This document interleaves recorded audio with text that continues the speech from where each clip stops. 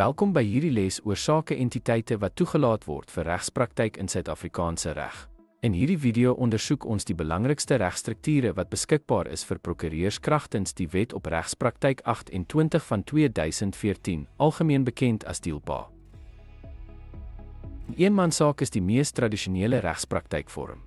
Hier opereer 'n prokureur onafhanklik, onder hul eie naam 'n geregistreerde handelsnaam, en hou volle persoonlike verantwoordelikheid vir die firma se bedrywighede en verpligtinge. In 'n vennootskap, 2 of meer toegelate prokureurs kom saam om verantwoordelikheid, winste en laste te deel. Sulke firmas moet onder 'n geldige vennootskapsooreenkoms funksioneer en streng voldoen aan DILPA en DILP se gedragskode. 'n Geïnkorporeerde praktyk, dikwels 'n Love Incorporated genoem, laat prokureurs toe om deur 'n geregistreerde maatskappy te praktiseer. Hierdie struktuur bied beperkte aanspreeklikheid vir aandeelhouers, wat almal praktiserende prokureurs moet wees. Dit word beheer deur beide die Maatskappywet en die Wet op Regspraktyk. Alhoewel histories onderskeidend, DILPA kragtens artikel 34(5) laat die vorming van multidissiplinêre praktyke toe, wat advokate kan insluit, veral die met trustrekeningregte.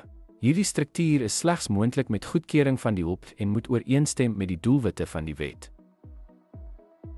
Om op te som, kan Suid-Afrikaanse prokureurs deur 4 primêre entiteite reg beoefen: eenmansake, vennootskappe, geïnkorporeerde praktyke en onder sekere voorwaardes, multidissiplinêre praktyke met advokate.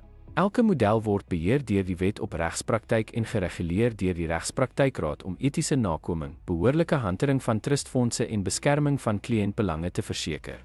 Begrip van hierdie strukture help om te verseker dat toekomstige regspraktisyns die hoogste standaarde van professionele gedrag in 'n veranderende regslandskap handhaaf.